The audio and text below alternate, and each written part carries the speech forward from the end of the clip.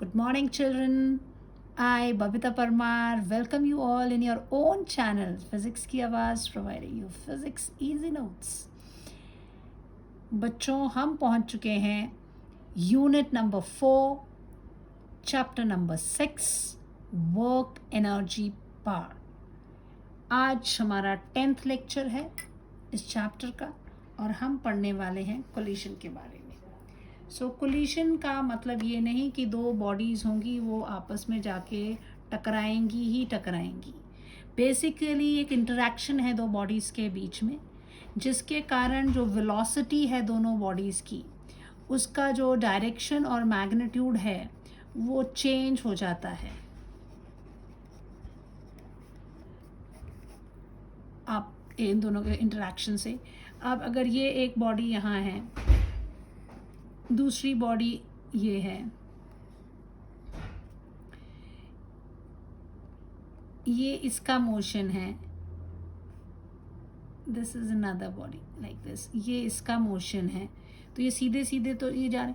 अब ये एक दूसरे के बिल्कुल पास से भी ऐसे गुजरती हैं बिना टच किए, तब भी इनकी वेलोसिटीज़ में कुछ वेरिएशंस जो हैं वो आ जाती हैं.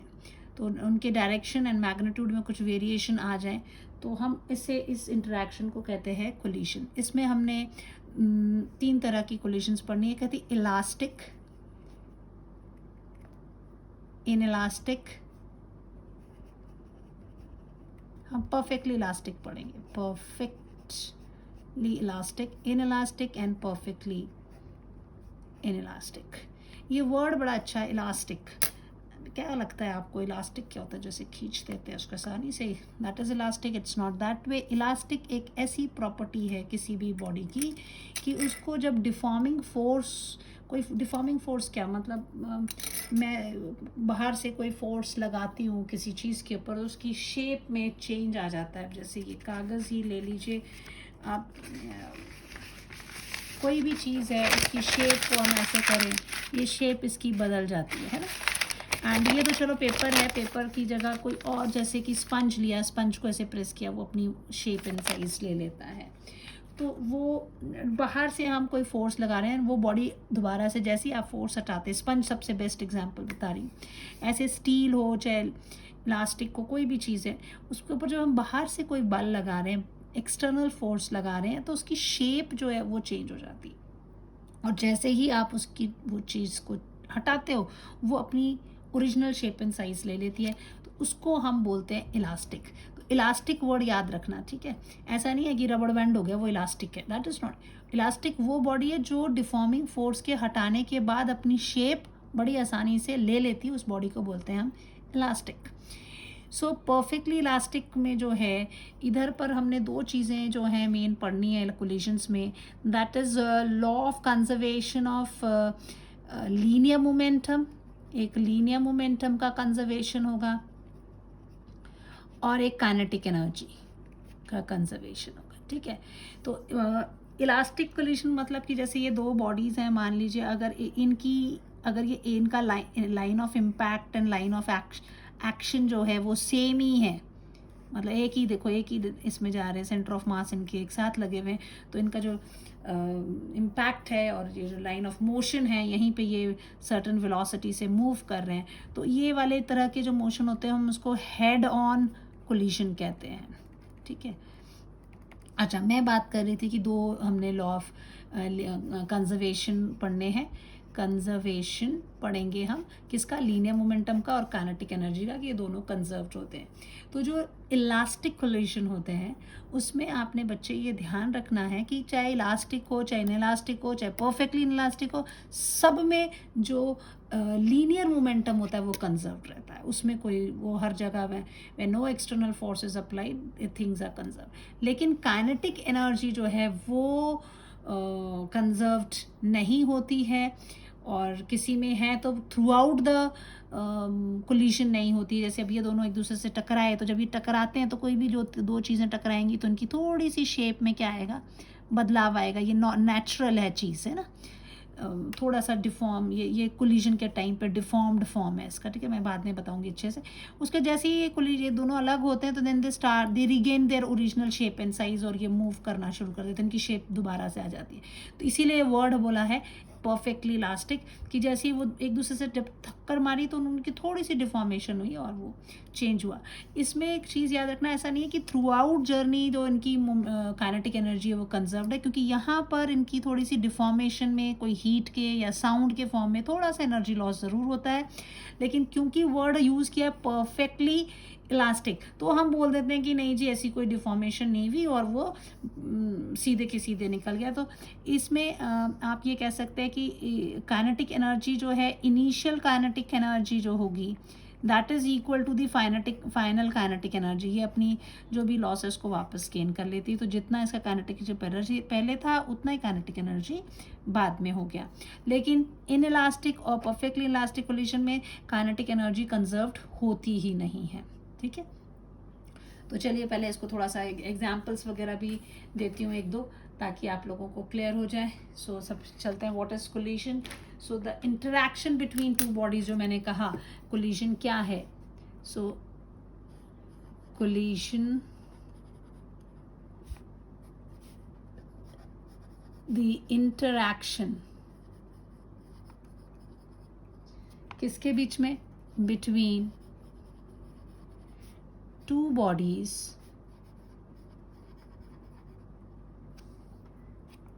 or particles,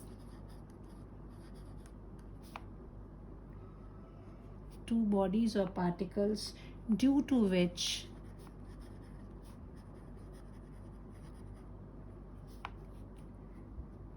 the direction and magnitudes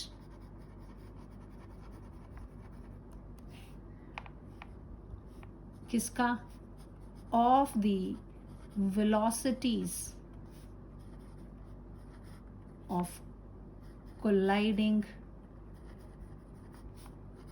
bodies or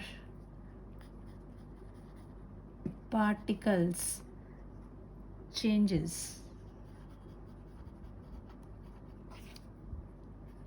is called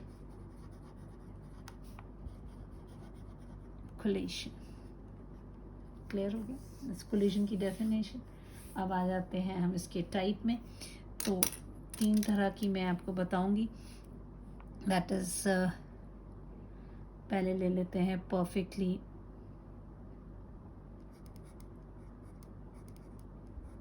types.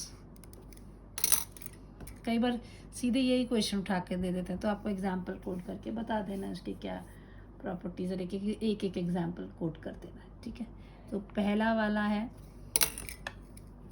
The first one is perfectly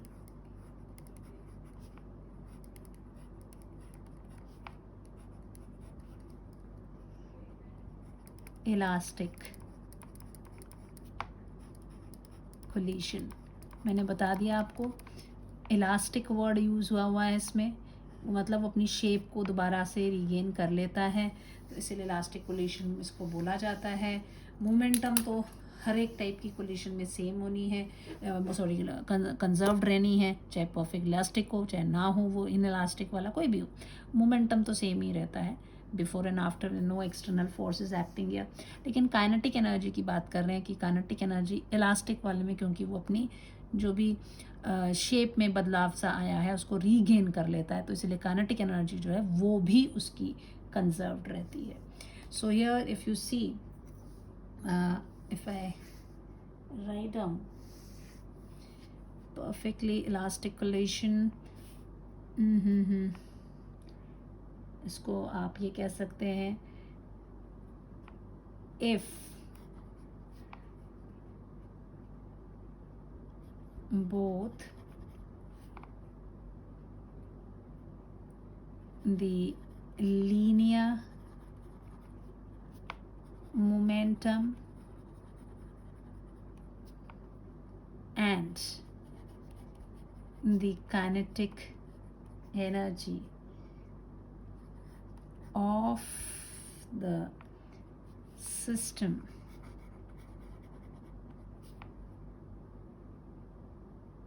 और वो कैसा सिस्टम है? टू बॉडीज और two particle. Kinetic of the system having two bodies और particle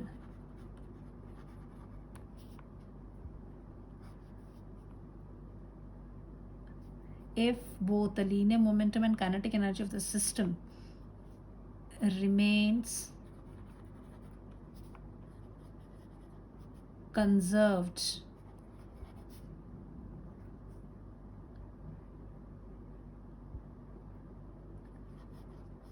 after collision,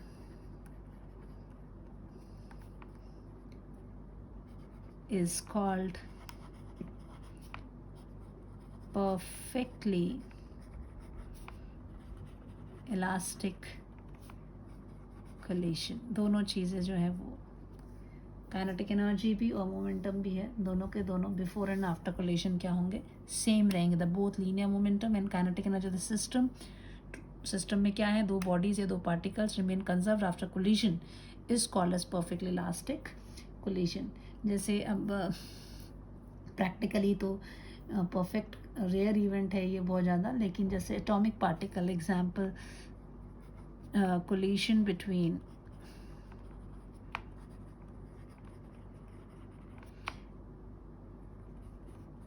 atomic particles, then marble. कंचे खेलते हो ना तुम लोग? marble balls, billiards,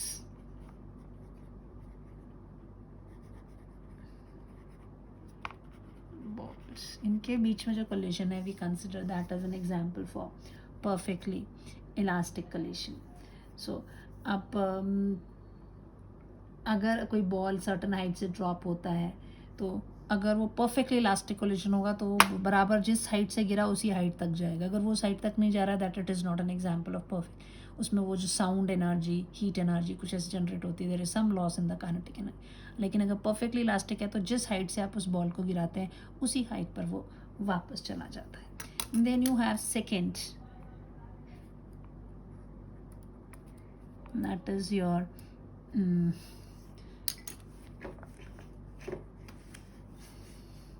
here you should draw the diagram also. पहले लिखने से पहले I'll write it here. ये body, this is A, यहाँ दूसरी body है. This is moving with velocity u1, this is going with velocity u2, and ये यहाँ जाकर थोड़ा सा ऐसा इनकी शेप हल्की सी during collision and then it is regain its shape. ये v1 वेलोसिटी से चलती है, ये v2 वेलोसिटी से मूव कर रही है. सो ये वैसे एकदम मैंने एक ही लाइन पे दिया हुआ. Line of impact and line of action is same, then it is you can say head on collision का केस हो गया ये. ठीक है, पर चलो अभी वो इतने उसमें जाने की ज़रूरत नहीं है आपको. तो यहाँ पर जो मोमेंटम है, initial momentum is equal to the final momentum of this body, and kinetic initial kinetic energy is equal to final kinetic energy. ये चीज़ें दोनों कंजर्व्ड रहती हैं. तो वो पहले है वही बाद में रहती है. ठीक है. Then you have second, perfectly elastic हो गया. We have inelastic. तो इनइलास्टिक मतलब ये अपनी जो शेप साइज जो इसमें जो डिफॉर्मेशन होती है उसको रिगेन नहीं कर पाती है. तो इसीलिए जब उसकी जो काइनेटिक एनर्जी है वो इट्स नॉट. एक चीज़ इसमें थोड़ा सा ट्विस्ट कर देते हैं क्वेश्चन को कि क्या throughout kinetic energy is conserve? No. The kinetic energy initial and final, ये momentum is throughout conserved and kinetic energy initial and final is same. In elastic collision, so a collision is said to be inelastic if linear momentum is conserved and kinetic energy is not conserved. ठीक है. The collision is conserved. Collision is said to be inelastic if linear momentum जो आपका है वो system का conserved रहे. If linear momentum of the system, अब बार बार system पे लिखने की ज़रूरत नहीं, सीधा लिखें of the system remains conserved but the kinetic energy is not conserved. Initial and final इसमें डिफरेंस आ जाएगा. हम इसको ऐसे बोलेंगे जैसे नॉर्मल लाइफ में जो भी कोलिशंस, स्टोन अगर जैसे कोई पत्थर मारता है किसी विंडो पैन पे, टूट जाता है. दैट कोलिजन स्टोन और विंडो पैन का इज इनइलास्टिक. ठीक है. कोई बॉल ड्रॉप किया सर्टन हाइट से, वो उतनी हाइट पर वापस नहीं जाता है because that it is an inelastic collision with the surface. Example,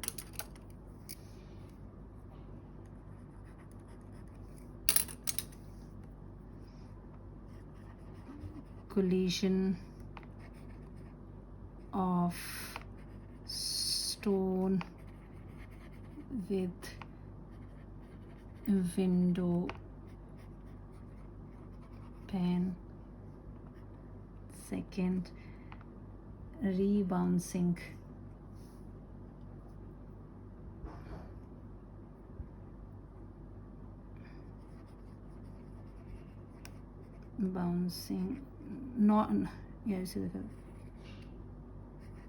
on dropping a ball from certain height. Do not rebounds to same height due to inelastic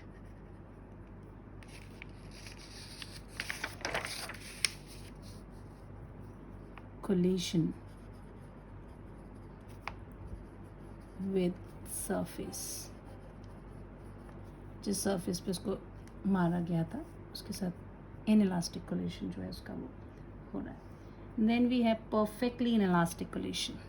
तीसरा, इसमें क्या होगा कि जो बॉडी एक दूसरे से टकराएंगी, एक दूसरे के साथ टकराने के बाद वो एक दूसरे के साथ चिपक के चलना शुरू कर देती हैं. सो perfectly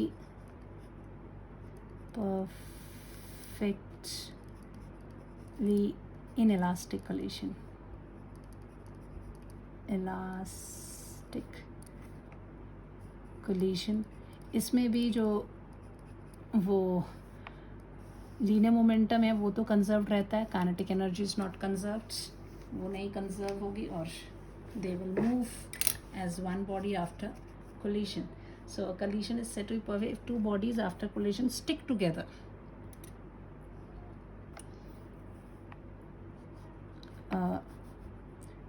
Collision is said to be perfectly inelastic collision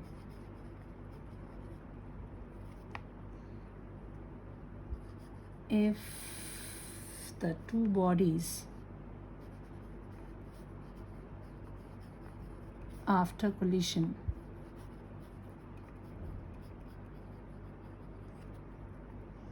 stick together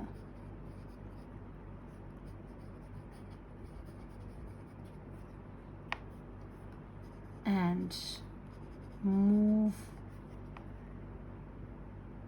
as one body such that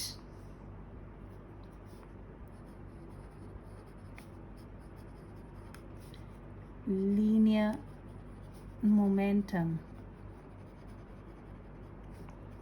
is conserved, but kinetic energy is not conserved. ठीक है, लीनियर मोमेंटम तो तीनों में है, इलास्टिक और इलास्टिक का मतलब समझना, इलास्टिक है क्योंकि अपनी शेप रीगेन कर लेती, तो जो भी डिफॉर्मेशन हुई, लॉस हुई, उसको रीगेन करके दोबारा से जैसी थी वैसी हो जाती, तो काइनेटिक एनर्जी भी उनकी कंजर्व्ड ही रहती है. ठीक है, now this is what we have. यहाँ पर भी आपको एग्जांपल देने पड़ेंगे. तो जैसे आप ये कह लो कोई मूविंग बुलेट है, किसी वुडन ब्लॉक पे हिट कर दे तो वो दोनों एक साथ मूव कर जाए. So example, when a moving bullet hits the stationary wooden block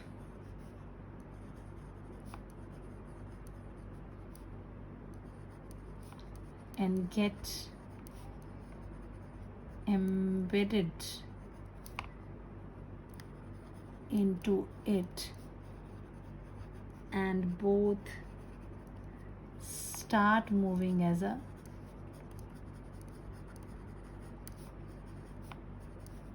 single body. जैसे ये बुलेट हो गई आपकी. If this is a bullet, ये आपकी मूविंग बुलेट है, ये आपका स्टेशनरी ब्लॉक हो गया.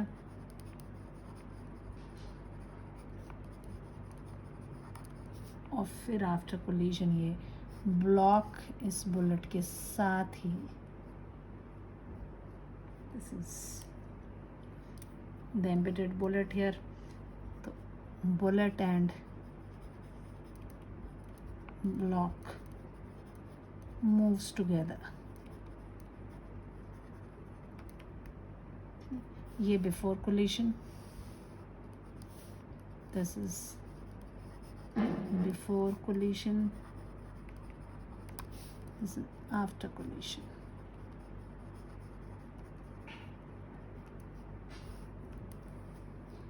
ठीक है, this is what we have.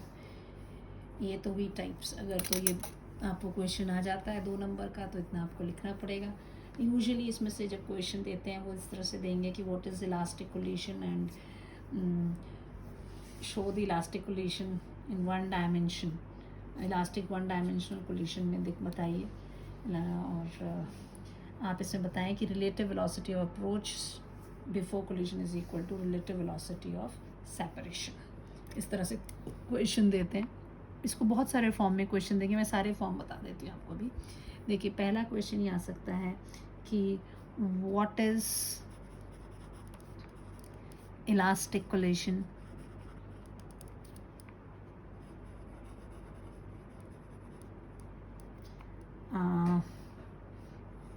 explain elastic 1 dimensional collision. Elastic 1 dimensional collision, and show that the relative velocity of approach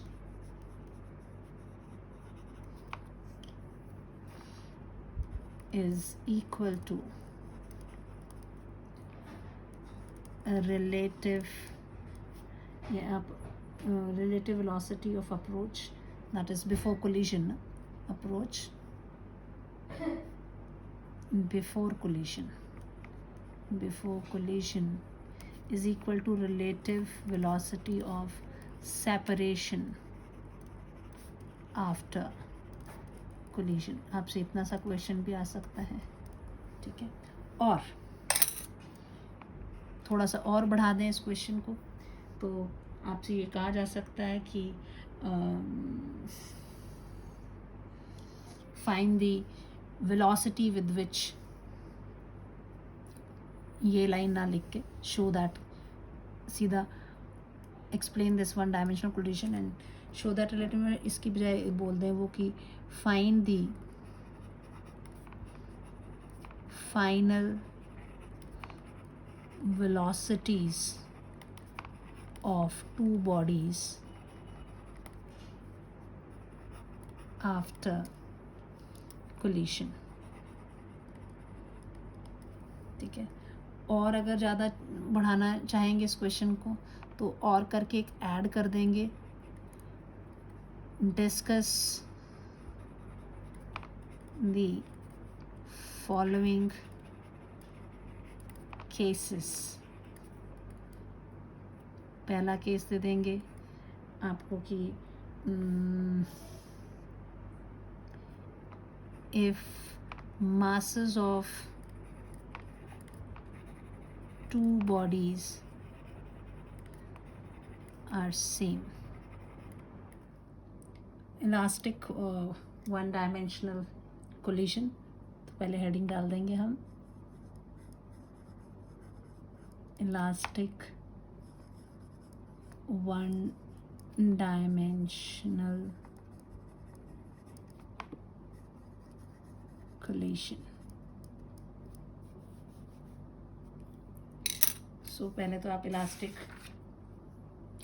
दो बॉडीज़ कंसिडर करेंगे और इनकी जो line of one dimensional collision की बात हो रही, that means the line of impact and line of motion is same.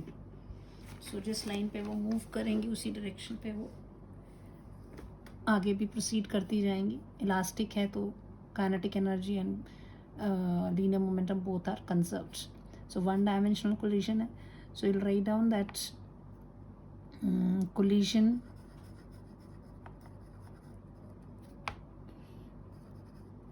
in which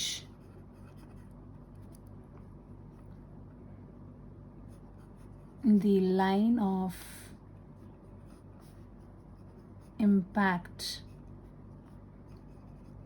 and line of motion is same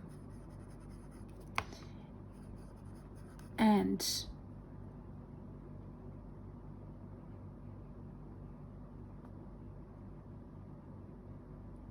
the linear momentum and kinetic energy of the system is conserved is called elastic one dimensional collision, and it is a head-on collision, or you can say head on collision है. ये सीधे आमने सामने SION collision. ठीक है, जैसे मान लो ये है आपका एक body, this is the first body. मैं ABC नाम नहीं लेने वाले हैं, मैं बोलूँगी दिस इज़ फर्स्ट बॉडी, क्योंकि M1 M2 रखूँगी तो this is another body second. इसका मास M1, इसका मास M2. ये U1 वेलोसिटी से चल रहा है, ये U2 वेलोसिटी से चल रहा है. ये इनके सेंटर ऑफ मास डेफिनेटली यार U1 जो है ग्रेटर देन U2 है, तभी इससे जाके टकराएगा. फिर ये इधर पर इनका कोलिजन होता है.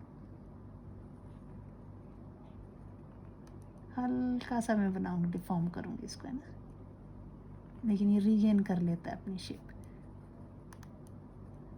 ड्यूरिंग कोलिजन, है ना. Deformation during collision, and after that they continue to move in the same direction. It moves with v2 velocity, this moves with v1 velocity. Deformation is completely over. This is your m1, m2. Deformation is completely over. तभी इसको elastic कहा जाता है. Over. This is after collision. ठीक है. This is before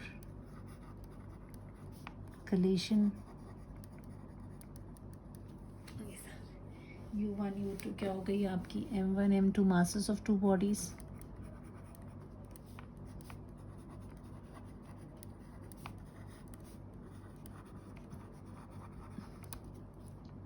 U1 U2 initial velocities of two bodies, and आप ये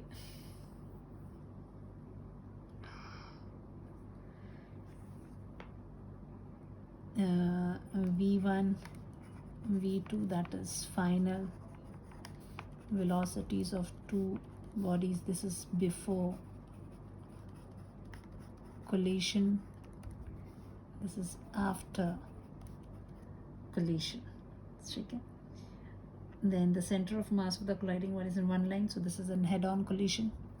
इनके जो center of mass की जो है, अगर ये नहीं होती एक डायरेक्शन में, then oblique है ना, ये here you have this head-on collision here. Now in elastic collision,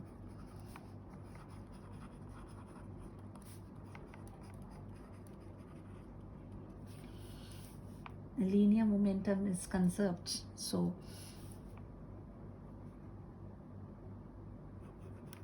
linear momentum is conserved.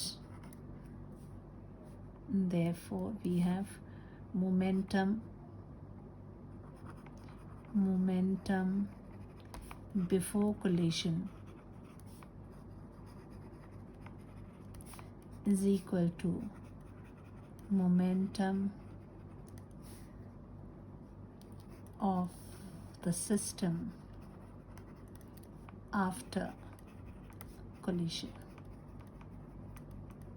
So before collision क्या होगा, m1 u1 plus m2 u2 is equal to m1 v1 plus m2 v2. This is what we have. अब इसमें क्या करते हैं, हम m1 m1 को एक तरफ ले लेते हैं, m2 m2 को एक तरफ ले लेते हैं. ठीक है. So this can be written as what, m1 u1 minus m1 v1 is equal to m2 v2 minus m2 u2. So this is, I have this m1 बाहर, u1 minus v1 is equal to m2, ये हो जाएगा v2 minus u2. This is what I have. ठीक है. अब ये एक मेरी इक्वेशन हो गई.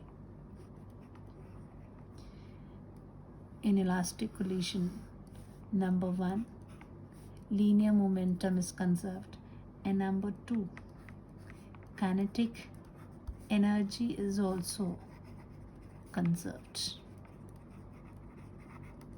Therefore kinetic energy of the system before collision is equal to kinetic energy after collision. ठीक है.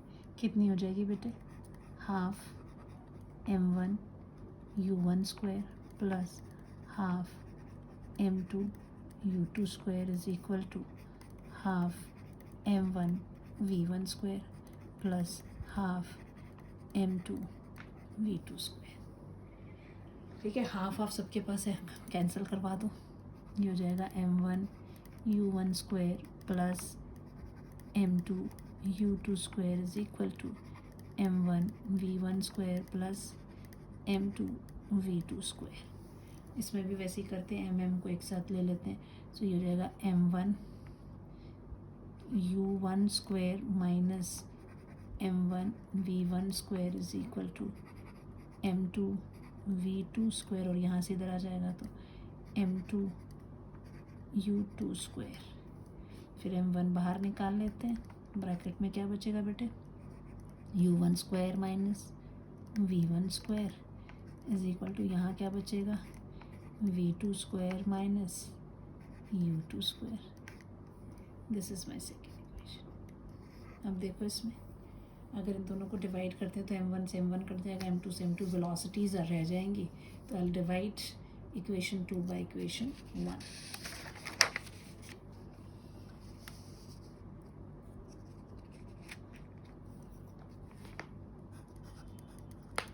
डिवाइडिंग इक्वेशन 2 बाय इक्वेशन 1 क्या थी, m1 ब्रैकेट के अंदर, इसमें m1 के साथ क्या था आपका, u1 square minus v1 square is equal to m2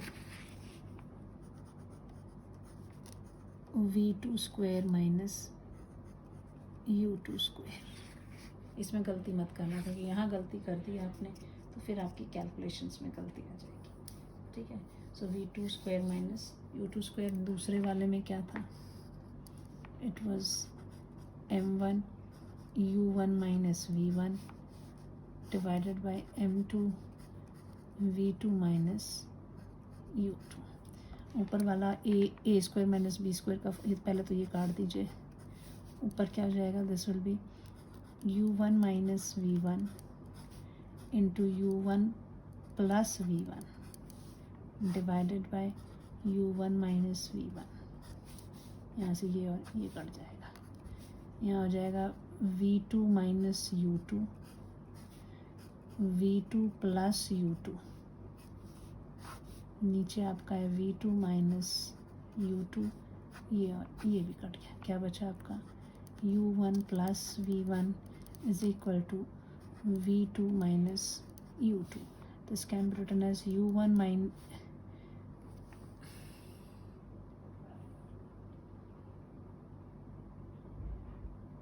this is your u1 plus v1 is equal to v2 minus, this is what is it, okay, minus minus वाला cut गया। अब this value will become u1 plus v1 is equal to v2 plus, देखो कोई गलती तो नहीं करी आपने, हाँ plus u2, sorry, this is what we have. अब इस वाले को u1 plus v1 is equal to v2 plus u2. This can be written as I can write it as u1 minus u2 is equal to, इसको लिख सकते हैं v2 minus v1। मैंने सिर्फ u को एक तरफ ले लिया, v को एक तरफ ले लिया। This is u1 minus u2, this is relative velocity of approach, relative velocity of approach पहले है ना, बिफोर कोलिशन की बात। This is equal to relative velocity of separation, you can say after collision, और ये बिफोर कोलिशन। आपसे यही कहा था इस क्वेश्चन में, दैट अगर आपका क्वेश्चन ये वाला आता है, फर्स्ट तो सिंपल आपने ये डेफिनेशन लिख के यहाँ तक सिर्फ कुछ नहीं किया हमने, देखो बिल्कुल सिंपल इसमें बोला कि line of impact and line of motion is same and linear momentum kinetic both are conserved, is called elastic one dimensional collision, और हेड ऑन कोलिशन भी कह देते हैं क्योंकि इनकी जो सेंटर ऑफ मास है वो लाइन जो है सेम उसी लाइन के अलॉन्ग वो मूव कर रहे हैं, तो सीधे एक दूसरे से जाके टकरा रहे हैं। डायग्राम ड्रॉ कर दिया, मासेस दे दिए, इनिशियल फाइनल वेलोसिटी कर दी, फिर का इलास्टिक कोलिशन में लीनियर मोमेंटम कंजर्व होता है तो ये इक्वेशन ले आए, फिर काइनेटिक एनर्जी कंजर्व होती है। इसमें से ये इम्पॉर्टेंट है, ठीक है, this equation is very important and this the relative velocity of, ये दोनों तो आपको याद रखनी है हमेशा, ठीक है। दैट इनकी जो लीनियर मोमेंटम है वो आपने कंजर्व लेके रखनी है, ठीक है। वहाँ से एक इक्वेशन आप लगाएंगे और the relative velocity of approaches before collision is equal to relative velocity of separation after collision, ये सबसे ये इम्पॉर्टेंट चीज़ है। एंड वन डायमेंशनल इसमें जो है सबसे ख़ास बात यहाँ पर ये आती है कि वन डायमेंशनल इलास्टिक कोलिशन में ये जो रेशो है द रिलेटिव वेलोसिटीज जो है ये इक्वल होती है, ठीक है। तो ये यू हैव टू रिमेंबर, एक स्टार बना देती हूँ, for one dimensional motion for elastic collision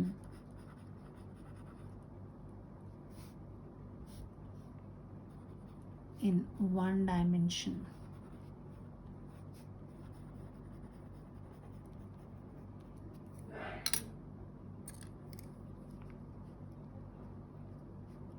a relative velocity of approach is equal to, आगे पूछूंगी ये, relative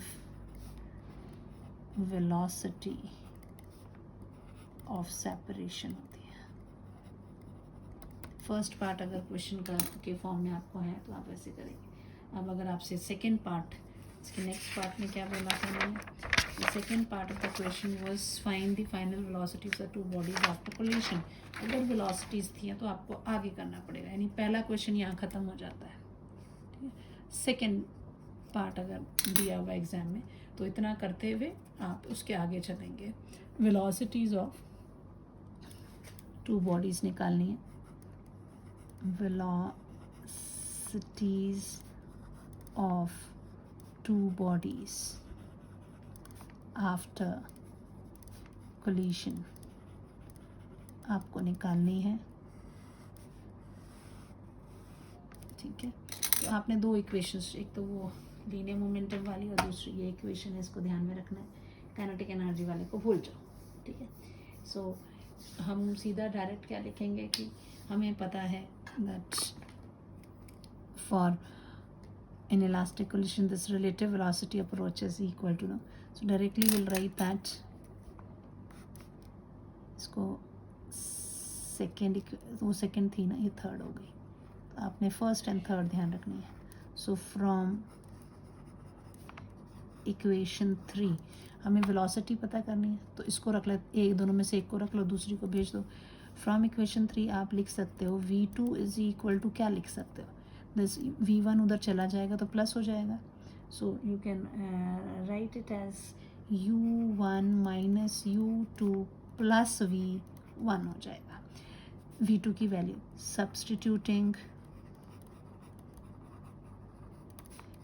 इन इक्वेशन 1 में डालेंगे इसको। इक्वेशन 1 क्या थी आपकी, ये वाली है ना, नीचे वाली, ऊपर की नहीं बात कर रही हूँ, नीचे ये, दिस इज, ये इम्पोर्टेंट है, दैट इज हमेशा लीनियर मोमेंटम तो कोई भी तरह का कोलिशन हो कंजर्व रहता है, m1 u1 माइनस u1, यही मैं यहाँ से बोल रही थी, यहाँ से नीचे से उतार लेते हैं। सब्स्टिट्यूटिंग इन इक्वेशन नंबर 1, तो आपका इक्वेशन क्या हो जाएगा बच्चे, m1 u1 माइनस v1 तो वैसे ही रहेगा, इज इक्वल टू, दूसरी तरफ था m2 then it was V2 की जगह क्या आ जाएगा,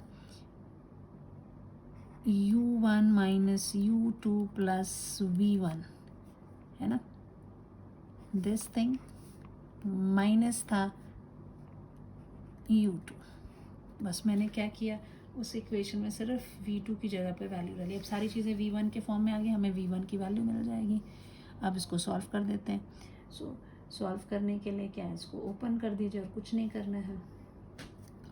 आपका ये हो जाएगा M1 U1 minus M1 V1 is equal to, यहाँ से अगर कटता है, नहीं कट रहा है, दिस इज़ M2 ब्रैकेट में, पहले इसको सॉल्व कर लेते हैं। ये हो जाएगा आपका U1 minus 2 times U2 plus V1, है ना। फिर अब नेक्स्ट स्टेप में खोल दीजिए इसको भी, ये हो जाएगा आपका M2 U1 minus 2 M2 U2 plus M2 V1, ये आपका M1 U1 minus M1 V1। अब आप क्या निकालना चाह रहे हो बच्चे, V1 की वैल्यू, तो एक इधर पे है और एक इधर है, इनको एक तरफ ले लेते हैं, ठीक है।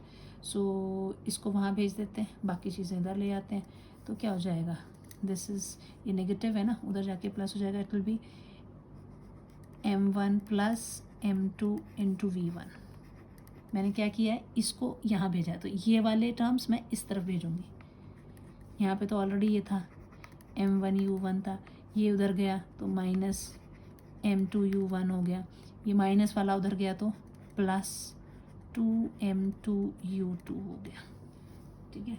अब देखो इसमें क्या सीन चल रहा है, देखो यहाँ पे ये U1 है, I can write this as M1 minus M2 bracket में U1 अलग प्लस 2 टाइम्स M2 और U2 अलग। अब V1 चाहिए तो V1 को अकेला छोड़ देते हैं, इसमें V1 को अकेला छोड़ेंगे तो क्या होगा, ये M1 प्लस M2 यहाँ चला जाएगा, V1 अकेला छोड़ा तो ये हो गया M1 minus M2 divided by M1 plus M2 into U1 plus 2 times M2, इसके नीचे भी चला जाएगा ये M1 plus M2 U2। So this is what, इसको मैं याद रखने का भी तरीका बताती हूँ। रुको,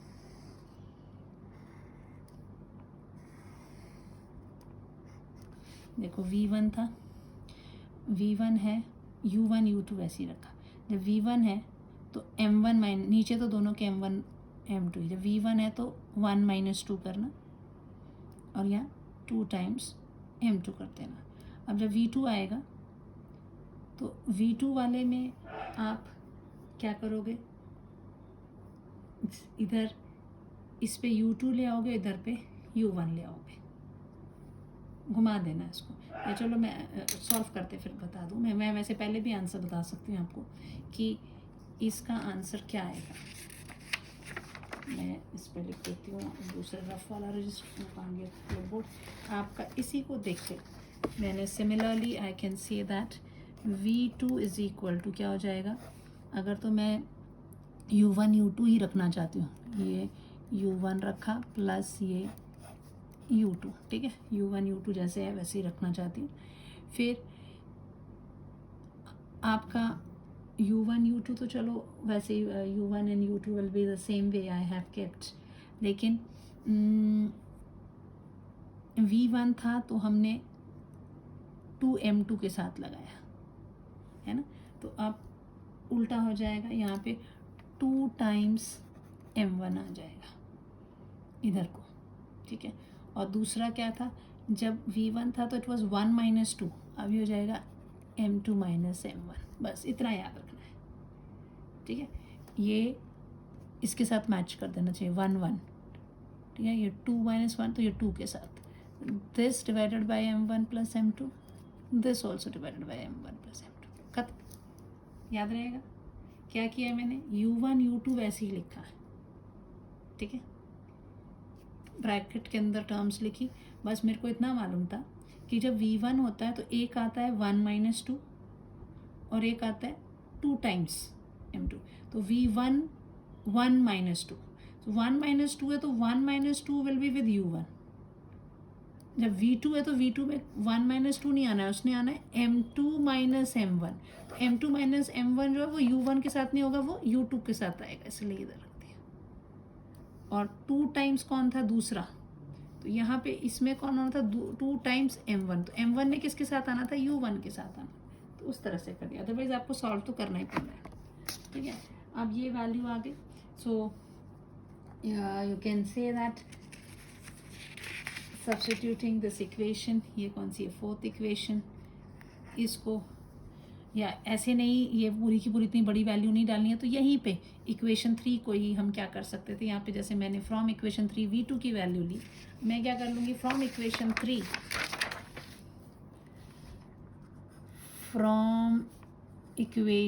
3 क्या लिया था, V2 लिया था, अब ले लेंगे V1। So V1 will be equal to V2, क्या था आपका, देखो दिस वाज, यहाँ से मुझे V1 की वैल्यू चाहिए, तो मैं V1 को यहाँ भेजती हूँ, बाकी चीज़ें यहाँ भेज दूँगी। तो V1 उस तरफ चला गया तो ये प्लस हो गया, और ये लोग इधर आएंगे तो ये चेंज हो जाएंगे sign, this will be V2 minus U1 plus U2 हो जाएगा, ठीक है। इसमें कोई मिस्टेक नहीं होनी चाहिए, अगर यहाँ मिस्टेक होगी फिर गलती है। आप सब्स्टिट्यूट कर देंगे इन इक्वेशन 1, सब्स्टिट्यूटिंग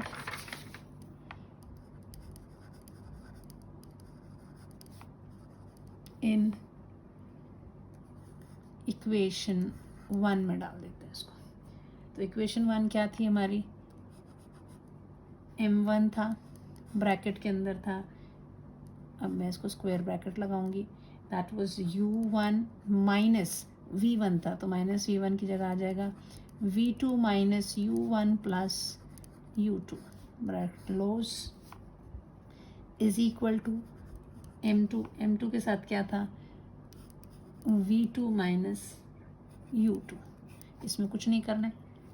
अब यहाँ पर हमने V1 की जगह वैल्यू डाल दी, तो ये इसको खोल देते हैं, क्या होता है ये आपका M1, ब्रैकेट खोलोगे, this is U1 minus V2 plus U1 minus U2, है ना, साइन चेंज हो जाएंगे इनके, is equal to M2 V2 minus M2 U2, this is M1 U1 minus, अच्छा ये 2 टाइम्स कर देते हैं, दिस इज एंड दिस दोनों प्लस हो जाएंगे, तो 2 times M1 U1 minus M1 V2 minus M1 U2 is equal to M2 V2 minus M2 U2। हमें क्या निकालना है, हमें V2 की वैल्यू निकालनी है, 2 है, दोनों को एक तरफ ले लेते हैं, यहाँ माइनस हो रहा है उस तरफ प्लस हो जाएगा, ये तो प्लस ही है, तो ये हो गया आपका M2 V2, इसको मैंने उधर भेजा तो कितना हो गया, प्लस M1 V2 हो गया, है ना। देखो मैं बोल रही हूँ कि इसको उधर भेजा, है ना, सेंस को समझना है, ये पॉजिटिव था, मैंने इसको पॉजिटिव ही रखा है, तो इसके पास लेके आ रही हूँ, तो इसलिए ये माइनस था, इसको प्लस कर दिया, तो अब ये तो इधर, ये वाला उधर जाएगा, तो इनके साइन नहीं बदलने वाले, 2M1 U1 वैसे ही रहने वाला है, माइनस M1 U2 वैसे ही रहने वाला, और कौन आया, ये आया उनके पास, तो ये प्लस M2 U2 हो जाएगा। अब फिर जैसे उसमें किया था, ये सॉरी दिस इज M2, कुछ गड़बड़ तो नहीं है, M1 ही है, ठीक है। यहाँ पर क्या हो जाएगा, दिस V2 को बाहर ले लीजिए, क्या बचा इधर पे, M1 प्लस M2, इधर क्या है, U2 2 है, U1 अलग, this is 2M1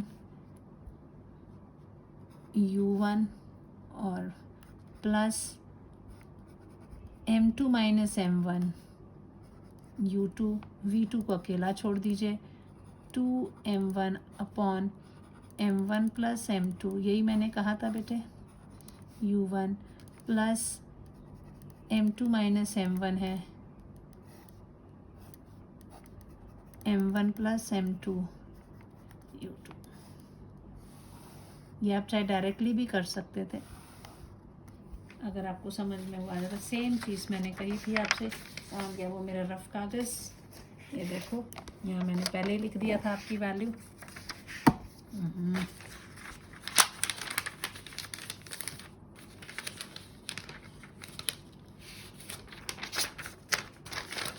See, I have written earlier only 2M1 M1 plus M2 U1 formula याद रखने के लिए फिर से बता देती हूँ तरीका। अगर आपसे ये याद रखना है, क्योंकि न्यूमेरिकल में डायरेक्टली भी यूज़ कर सकते हैं, ठीक है। तो this is what you have to remember is, अगर V1 है तो आपने एक ब्रैकेट ऐसा लगाया, प्लस का निशान लगाया, दूसरा ब्रैकेट लगाया, यहाँ पे U1 लिखना है, यहाँ पे U2। चाहे V2 पूछेंगे तब भी तुमने यही करना है, यहाँ U1 लिखना है, यहाँ तुमने U2 लिखना है। सबके नीचे जो है वो M1 plus M2, M1 plus M2, M1 plus M2, M1 plus M2, क्योंकि कई बार डेरिवेशन करते करते आप कुछ और ज़रा सा भी U V का डिफरेंस आता है तो गलत हो जाता है। तो आपको फाइनल रिजल्ट्स तो याद रखने ही होते हैं। सब देखो बिल्कुल ऐसे कर दिया। जब बारी आती है V1 की, तो V1 में क्या क्या चीज़ें आएंगी, एक आएगा जिसकी वैल्यू है, ठीक है, उसमें M1 माइनस M2 आएगा, ये याद रखना। अगर V2 है तो आएगा M2 माइनस M1, ठीक है। V1 माइनस तो 1 माइनस 2 है, तो 1 माइनस 2 किसके साथ आएगा, U1 के साथ। 2 माइनस 1 किसके साथ आएगा, U2 के साथ। तो चुपचाप यहाँ पर M1 माइनस M2 लिख दो, यहाँ M2 माइनस M1 लिख दो, हो गया। ये चीज़ तुम्हें याद है। दूसरी डबल होती है, तो डबल दूसरे के साथ होगी। 1 का हो गया गेम ख़त्म, तो दिस इज़ 2 टाइम्स M2, और यहाँ 2 का हो गया गेम ख़त्म, तो ये दिस इज़ 2 टाइम्स M1, याद रखेंगे। So this is the way you have to remember the relation. अब इसमें इसी में केस दिया था वेलोसिटीज़ निकालो, और कहा था कि अगर इन दोनों बॉडीज़ के, if the two bodies are having the same mass, case दिया है, if two bodies are of same mass, तो क्या होगा। मैं केस 1 ले रही हूँ, ठीक है। So if two bodies are of same mass, same masses के हैं, सेम मासेस कह दीजिए, that is M1 is equal to M2 is equal to M दे दिया, दोनों मासेस सेम कर दिए, तो क्या हो जाएंगी velocities. So we know that V will be equal to what, V1 is equal to, अभी बताया आपको, अब चलो एक रिवीजन हो जाता है। वी नो V1 के लिए क्या बताया बेटे मैंने, ब्रैकेट लगाओ, U1 लिखो, ब्रैकेट लगाओ, U2 लिखो, नीचे आप लिखोगे M1 प्लस M2, तो ये हो जाएगा M प्लस M, है ना। चलो पहले फॉर्मूला लिख देते हैं, M1 प्लस M2, इधर भी हो गया M1 प्लस M2। ऊपर मैंने क्या बोला था, V1 है तो M1 minus M2, 1 minus 2 U1 के साथ, M1 माइनस M2, और यहाँ हो जाएगा M1 माइनस M2 का गेम खत्म हो गया, दूसरा कौन बचा, M2, सो 2 टाइम्स M2। अब यहाँ इन्होंने इक्वल बोला हुआ, तो क्या हो जाएगा, this will B M minus M divided by M plus M, U1 plus 2M upon M plus M U2। So this V1 will be equal to how much? This will be equal to 2M by 2M U2. So this implies that V1 will equal to second वाले की initial velocity, तो first वाले की final velocity second वाले की initial velocity के बराबर हो जाएगी, ठीक है। दूसरा देखते हैं, and V2 is equal to क्या हो जाएगा, V2 इज़, फिर आप उसका फॉर्मूला लिखेंगे, क्या बताया मैंने जो तरीका, मैं जानबूझ के दोबारा लिख रही हूँ, अदरवाइज़ मैंने उधर ही ऊपर यूज़ कर लेनी थी, I am not doing it. यहाँ पर मैंने क्या बोला था, U1 ही लिखना, यहाँ पे आपने U2 ही लिखना, डिनोमिनेटर में दोनों के M1 plus M2, M1 plus M2, इसमें बोला था 2 है तो 2 माइनस 1, 2 माइनस 1 है तो U2 के साथ आएगा, सो M2 माइनस M1, बचा कौन, 2M1। अब यहाँ पे डाल दीजिए 2M divided by M plus M, U1 plus ये 0 हो जाएगा आपका, सो यहाँ से 2M कैंसिल हो जाएगा, this will be equal to U1। So V2 is equal to, यानी देखो क्या हो रहा है, फर्स्ट बॉडी सेकेंड की वेलोसिटी से चलने लगेगी, सेकेंड बॉडी फर्स्ट की velocity, so the bodies will, this is small a, this is small b, from small a and small b, two bodies of equal masses equal masses interchange their velocities after collision. क्या करती हैं वो? आपस में अपनी जो velocity है उसको इंटरचेंज कर लेती हैं. अब यही चीज़ अगर मैं एक छोटा सा न्यूमेरिकल इसमें ले लेती हूँ, ज़्यादा नहीं, डिफ़िकल्ट लेवल पे नहीं जाएंगे हम, सिंपल, क्योंकि यूजुअली इसमें से डायरेक्ट क्वेश्चन एचपी बोर्ड जो है जो क्वेश्चंस देते हैं वो इस तरह से देते हैं कि डायरेक्ट आप उसको कर सको. सो हियर इफ सपोज करो कि ये हमारे पास एक क्वेश्चन लेते हैं. क्वेश्चन आप अपने आप लिखोगे, ठीक है, मैं नहीं लिख रही हूँ स्टेटमेंट, मैं सीधा आंसर पे आ रही हूँ.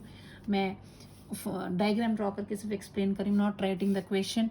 ये मैंने देखना है कि आप लोगों को आदत होती है, आप सुनते नहीं है, सीधा आगे स्क्रॉल करके लेके जाते हैं और वहाँ से उठा के सिर्फ टेप देते हैं. So please stop this habit. अगर टीचर इतना एफर्ट कर रहा है तो आप प्लीज़ एक घंटे का लेक्चर है उसको आराम से बैठ के सुनिए. ये नहीं सोचो कि हमने फटाफट नोट्स बना के फेंक देने, क्योंकि एक बार नोट्स बनाने के बाद में नहीं टाइम लगता है कि हम उसे करें. तो जब पहली बार आप वीडियो देखते हैं तो प्लीज़ लाइन टू लाइन आपने सुनना है मैडम क्या बोल रहे हैं. मान लीजिए कि ये आपका 2 kg की बॉडी है, ठीक है, ये यहाँ से मूव कर रही है 2 मीटर पर सेकेंड की स्पीड से, ठीक है. इधर एक ये 1 kg की बॉडी है, ये मूव कर रही है 1 मीटर पर सेकेंड की स्पीड से, ठीक है. तो इनका कोलिशन होता है एंड आफ्टर कोलिशन ये v1 वेलोसिटी और v2 वेलोसिटी से मूव कर रहे हैं. आपको ये निकालनी है कि कितनी वेलोसिटी से कोलिशन के बाद ये मूव करेंगे. तो मैंने आपको दो चीज़ें कही थी, दैट इज़ वेलोसिटी ऑफ, एक तो अपने मोमेंटम वाला, 2 पॉइंट्स ये अभी भी फिर से बोल रही हूँ जो स्टार बना के. एक चीज़ आपने याद रखनी है कि जब इस तरह से हेड ऑन कोलिशन वाले क्वेश्चंस आते हैं तो आपने पहली बात याद रखोगे, that is velocity of approach is equal to velocity of separation. एक ये है ना, याद रखना. दूसरा पॉइंट आपने जो याद रखना है, that is linear momentum is conserved, ठीक है. अगर अदरवाइज वो बड़ा सा फॉर्मूला है उसमें डाल दोगे तब भी आंसर आ जाना है तुम्हारा, लेकिन अगर वो नहीं याद रहता है तो दीज आर द 2 थिंग्स जो आपको याद रखनी चाहिए. तो वेलोसिटी ऑफ अप्रोच क्या होती है? Velocity of approach is u1 minus u2. u1 तेजी से चल रहा है ना, u उसमें u minus, this is equal to what is separation, that is v2 minus v1. ये एक चीज़ है जो आप याद रखोगे. तो अब इनको भी वैसे ही करते हैं. यहाँ पर आपको u1 की वैल्यू दी हुई है 2 मीटर पर सेकेंड और u2 की वैल्यू दी हुई है 1 मीटर पर सेकेंड. m1 की वैल्यू दी हुई है 2 kg, m2 की वैल्यू दी हुई है 1 kg. तो कोई भी कन्वर्जन तो है नहीं, तो पहला वाला 0.1 फ्रॉम, है ना. सो फर्स्ट पॉइंट के हिसाब से क्या हो जाएगा आपका, आ जाएगा फ्रॉम 0.1, 1 पॉइंट से आपका आ जाएगा u1 कितना है 2 minus 1 is equal to v2 minus v1, यानी v2 minus v1 is equal to 2 minus 1 is 1. ये एक इक्वेशन आ गई, ठीक है. फ्रॉम 0.2 दूसरे पॉइंट से आपका क्या, लीनियर मोमेंटम. लीनियर मोमेंटम पहले क्या था, that is m1 u1 plus m2 u2 is equal to m1 v1 plus m2 v2. यही कह रहा है ना, linear momentum is conserve. m1 कितना है 2 into 2 plus 1 into 1 is equal to m1 कितना है 2v1 plus 1v2, right. This will be 2 2 ज़ा 4, 4 plus 1 5. So 5 is equal to 2v1 plus v2, यानी आपकी equation 2v1 plus v2 is equal to 5. ये आपकी B equation आ गई. दोनों equation को सॉल्व कर लीजिए. तो देखो इसमें 2v1 है, इसको मल्टीप्लाई कर देते हैं 2 से, तो कितना हो जाएगा, 2 से मल्टीप्लाई करेंगे तो this is 2 times V2 minus 2 times V1 हो जाएगा ना, इज़ इक्वल टू 2। सिर्फ मैंने इसको 2 से मल्टीप्लाई किया है। तो अब देखो ऐड कर देते हैं इसको फिर, तो यहाँ से ये कट जाएगा, आपके पास आ गया 3V2 is equal to 7। So V2 is equal to 7/3। कितना हो जाएगा, 3 2 ज़ा 6.3 मीटर पर सेकेंड। ये आ गया। V2 ये है, तो V1 की वैल्यू कितनी होगी, फ्रॉम 1 निकाल लेते हैं हम। V1 is equal to V2 minus 1। V2 is 7/3 minus 1, so that's 4/3 V1, which is 3 1s are 3.3 meter per second. ठीक है, so this is the way we can find the velocity। या फिर आप डायरेक्टली वो फॉर्मूला में डालते values, जो formulas हैं आपको भी बताए मैंने, उसमें भी डायरेक्टली कर सकते हैं। लेकिन अगर ये बेसिक चीज़ आपको ध्यान है, फॉर्मूला नहीं भी याद रहता है, तो अदरवाइज इसी सेम क्वेश्चन को कैसे करना था हमने, हमें मालूम है V1 इज़ इक्वल टू कितना होता है, आपको बोला था मैंने U1 प्लस एक और ब्रैकेट U2, V1 बोला तो M1 माइनस M2, बचा कौन 2M2, नीचे कौन M1 plus M2, M1 plus M2। डाल दो वैल्यू, क्या था आपका 2 minus 1 upon 2 plus 1, U1 is how much 2 plus 2 into 1, 2 plus 1, U2 कितना है 1। so this is 1/3 into 2 है, तो ये 2/3 प्लस ये कितना हो जाएगा 2/3। so V1 is equal to 4/3। Direct ऐसे फॉर्मूला से भी कर सकते थे, ठीक है, अगर तो आप याद रख सकते हो तो ऐसे डालिए। नहीं याद रहता तो आपको तरीका बताया मैंने कि 2 पॉइंट्स याद रखने, velocity of approach and velocity of separation. तो इसी तरह यहाँ से आप V2 की भी वैल्यू निकाल सकते हैं। This will do in your homework. Directly formula डाल के, फॉर्मूला याद करने का तरीका मैंने आपको बता दिया, दोबारा रिपीट कर रही हूँ। V2 है, चुपचाप ब्रैकेट लगाइए, U1 लिखना है, दोबारा ब्रैकेट लगाइए, U2 लिखना है, नीचे तो भाई M1 प्लस M2 नहीं आना है, M1 प्लस M2 नहीं आना है। अब बचा कौन, V2 है तो M2 माइनस M1, 2 माइनस 1 तो 2 के साथ होगा, M2 माइनस M1 हो गया, तो यहाँ बचा 2M1। बस ये चीज़ें आपको फॉर्मूला अगर याद है फटाफट डालिए वैल्यूज़ और निकाल लीजिए। चलिए, thank you, have a nice day. Revise करिएगा। नेक्स्ट लेक्चर में हम केस पढ़ेंगे, जब इलास्टिक 1 डायमेंशनल कोलिजन ही लेंगे, लेकिन द बॉडीज़ आर स्टेशनरी। अगर वो बॉडीज़ का केस स्टेशनरी वाला दे दिया है, तब आपको उसको कैसे सॉल्व करना है, और उसके कुछ सब केसेस दे दिए। तो ये ध्यान से एग्जाम में रखना है कि क्वेश्चन क्या पूछा है, कि अगर यहाँ तक जो डेरिवेशन है हमारी, ये डेरिवेशन यहाँ तक सेम ही आनी है, उस वाले में भी केस बदल गया, इसीलिए मैं ये पूरी डेरिवेशन नहीं करूँगी। I will be writing the final results only. लेकिन एग्जाम में आपको केस 1 देते हैं या केस 2 देते हैं, उसके हिसाब से आपने प्रोसीडिंग करनी, पर यहाँ तक सेम जो है क्वेश्चन जो होगा सेम है, आंसर सेम तरह से लिखना है। Thank you, have a nice day.